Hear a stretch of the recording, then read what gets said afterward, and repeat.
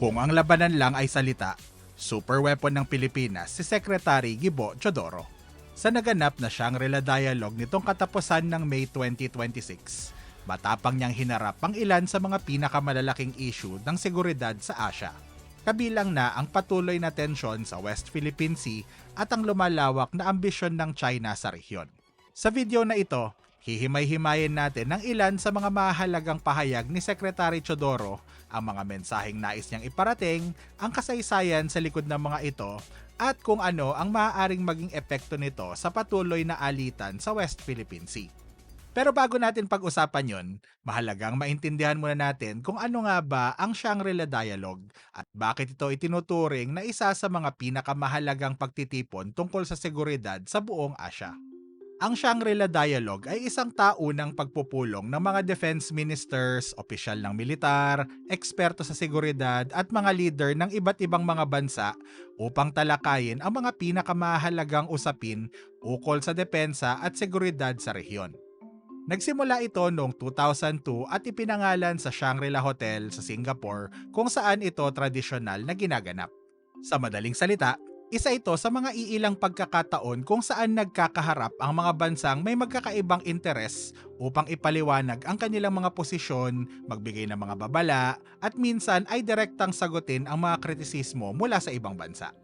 At ngayong taon, isa sa mga pinakamatunog na talumpati ay nagmula sa kinatawan ng Pilipinas. Ngayon, puntahan na natin kung ano ang mga sinabi ni Secretary Gibo Teodoro. Bungad pa lang ng kanyang talumpati, agad na niyang binanggit ang isang mahalagang pangyayari na malaki ang epekto sa usapin ng West Philippine Sea. Ayon kay Teodoro, ngayong taon ay ang ika-10 anibersaryo ng pagkapanalo ng Pilipinas sa kasong isinampa nito laban sa China sa Permanent Court of Arbitration o PCA noong 2016. Pero para maintindihan natin kung bakit mahalaga ito, kailangan muna nating balikan kung paano nagsimula ang kaso. Noong April 2012, nagkaroon ng tensyon sa Scarborough Shoal matapos na mataan ng Philippine Navy ang mga barkong pangisda ng China sa lugar.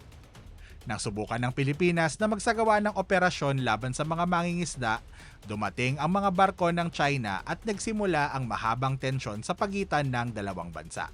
Pagkalipas ng isang taon, nagpasya ang Pilipinas na dalhin ang usapin sa PCA. Pagdating ng 2016, naglabas ng desisyon ang PCA.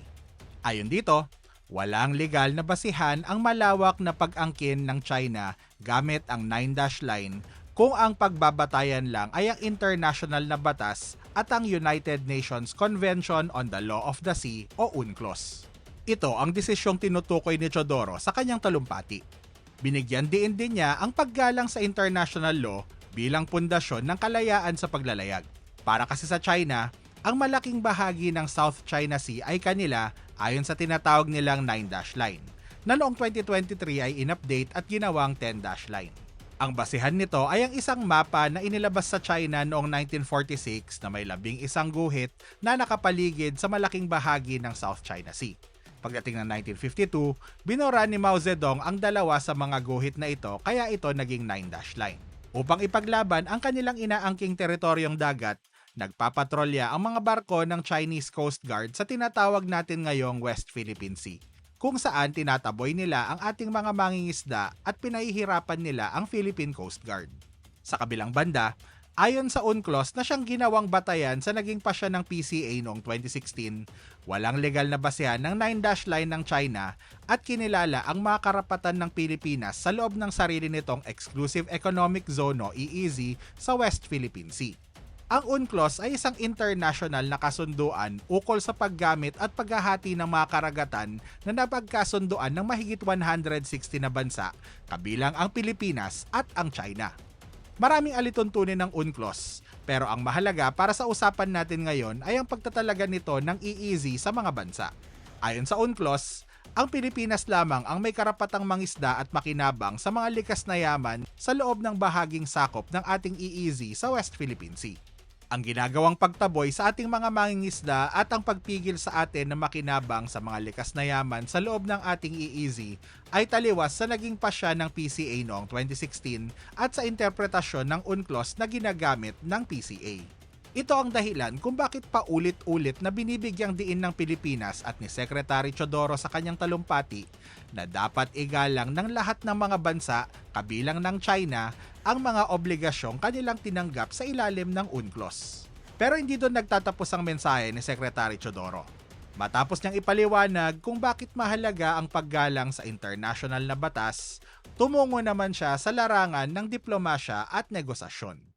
Kapag may alitan sa pagitan ng dalawang bansa, ang pinakamainam na solusyon ay ang pag-uusap. Pero ayon kay Teodoro, may problema kapag magkaiba ang layunin ng dalawang panig sa negosasyon. Ayon sa kanya, para sa Pilipinas at sa karamihan ng mga demokratikong bansa sa Asya, ang negosasyon ay isang paraan upang maresolba ang mga sigalot. Pero para daw sa China, iba ang ibig sabihin ng negosasyon. Sa pananaw ni Teodoro, ginagamit lang ng China ang negosasyon hindi upang tapusin ang alitan, kundi upang makakuha ng advantage o mas malaking kalamangan habang nagpapatuloy ang usapan. Kung susuriin, sa gitna ng maraming taon ng mga usapan sa pagitan ng China at iba pang mga bansa sa rehiyon, patuloy din ang pagtatayo ng mga pasilidad, pagpapatrolya ng mga barko at pagpapatibay ng presensya ng China sa mga pinag-aagawang lugar. Sa madaling salita, habang may diplomasya na nagaganap sa mesa, patuloy namang nagbabago ang sitwasyon sa dagat. Ito ang isa sa mga dahilan kung bakit maraming opisyal sa Pilipinas ang nagsasabing hindi sapat ang diplomasya lang. Dahil kung puro salita lang ang gagamitin ng isang bansa pero wala itong kakayahan na ipagtanggol ang sarili nitong interes, maaring mawalan ng saysay ang mga kasunduan at usapang diplomatiko. Sa madaling salita, para kay Teodoro, mahalaga ang diplomasya pero mahalaga rin ang pagkakaroon ng sapat na lakas militar upang matiyak na ang mga kasunduang pinirmahan at mga bagay na napagkasunduan sa papel ay talagang masusunod. Pero hindi lamang ang usapin ng diplomasya ang tinalakay ni Secretary Teodoro. Isa pang punto na kanyang binigyang diin ay ang paraan ng paggamit ng China sa kasaysayan bilang bahagi ng kanilang mga argumento sa kasalukuyan.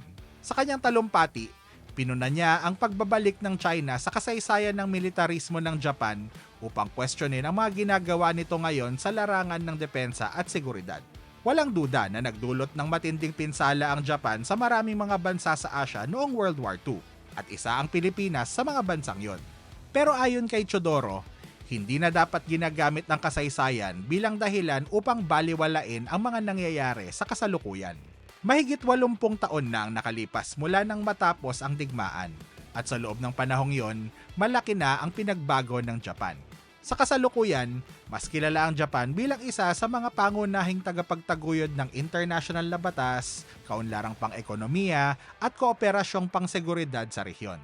Para kay Teodoro, hindi patas ang patuloy na paghusga sa Japan batay lamang sa mga ginawa nito noong nakaraan habang binabaliwala ang mga kilos ng ibang bansa sa kasalukuyan.